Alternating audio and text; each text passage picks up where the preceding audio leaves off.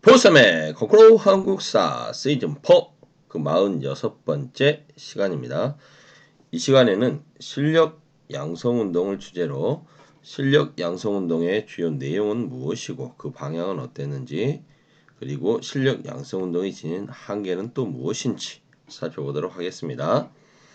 1920년 회사령이 철폐되자 많은 한국인들이 이제 회사를 설립할 수 있게 되었습니다. 그래서 많은 회사들이 설립이 되는데요.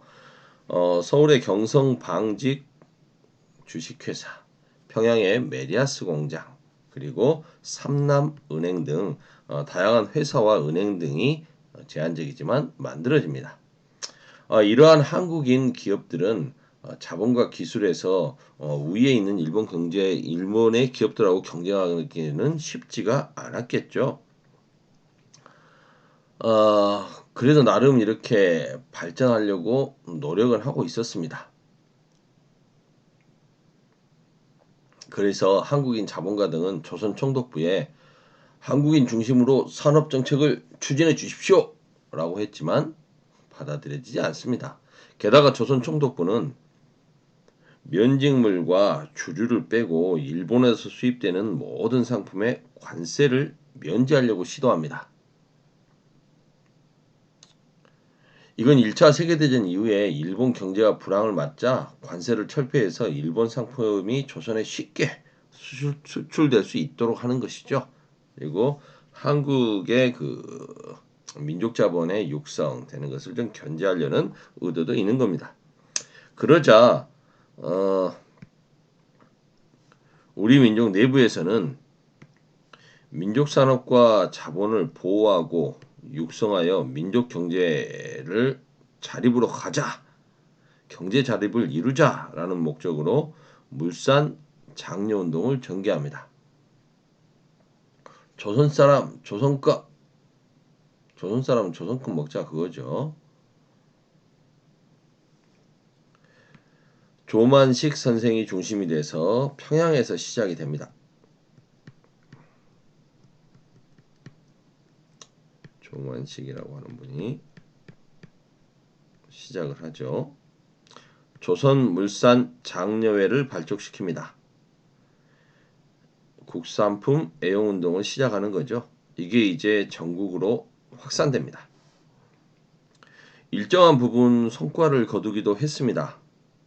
하지만 많은 사람들이 이렇게 조선 상품, 조선 물산을 요구하지만 한국인 기업들의 생산력이 떨어졌기 때문에 그걸 쫓아가지 못합니다. 수요를 따르지 못하는 거죠. 오히려 가격만 올라가게 됩니다. 그러자 사회주의자들은 그 자본가 중산 계급의 이익만을 생각하는 좀 이기적인 운동 아니냐? 이기적 운동이다라고 비판을 하는 거죠.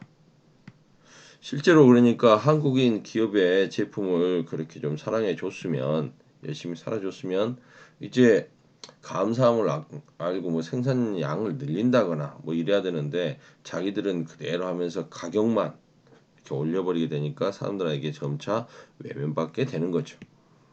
비판받게 됐던 겁니다. 자, 여전히 한국에는 한국인들을 위한 고등교육기관, 대학이 없었습니다.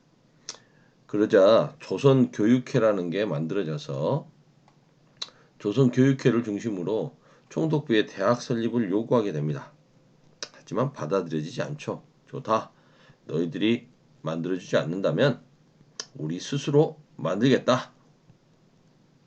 그래서 조선교육회를 이끌었던 월남 이상제 선생이 밀립대학 기성회를 조직하게 됩니다. 이상제 선생이 중심이 돼서, 이상제 선생은 조선교육회에서도 활동을 합니다. 조선교육협회 만들어서 대학 설립해달라고 총독부 요구했는데 안 되니까 아예 우리끼리 대학을 세우자, 밀립대학을 만들자, 밀립대학 기성회를 조직하고 한민족 1천만이 한 사람이 1원씩, 그래서 1,000만 원 모아서 만들어 버리자는 거죠. 이건 국내에서도 큰 호응을 얻었고 해외에서도 목운동이 전개될 정도로 큰 인기를 끌었습니다. 큰 호응이 있었죠. 일제는 감시와 탄압을 합니다. 일제 감시와 탄압 이거 교육하기 위해서 돈 모으겠다는데 예전에 국채보사운동 할 때 엉뚱한 누명 씌워가지고 망하게 한 것처럼 탄압을 합니다만 여전히 잘 모아집니다. 하지만 안타깝게도 1924년과 25년 두 해에 걸쳐서 남부지방에 큰 홍수가 납니다.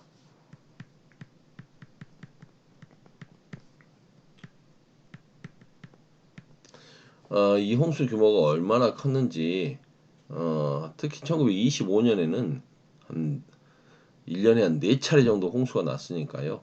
전국적인 수해라고 볼 수가 있었겠죠. 그리고 이제 가뭄도 있었고요. 가뭄에 아니 이렇게 홍수가 났는데 가뭄까지? 아이쿠. 당시 1925년 같은 경우에 그 피해액이 어느 정도였냐면 조선 총독부 한 해 예산의 58% 정도의 피해가 날 정도로 엄청나게 큰 손해를 보게 되는 거죠. 피해가 있었고 이 때문에 그 서울 주변에 그 잠실 근처는 한강 그 흐름 자체가 바뀌어 버렸다고 할 정도로 큰 홍수가 났다고 합니다. 이래 되니까 이제 모금이 어려워지는 거죠. 밀대학 설립운동이 실패하게 됩니다. 그러자 일제는 한국인들의 그 자발적인 대학 설립운동을 좀 무마시키기 위해서 자기들이 대학을 세웁니다. 경성 제국대학을 설립하죠.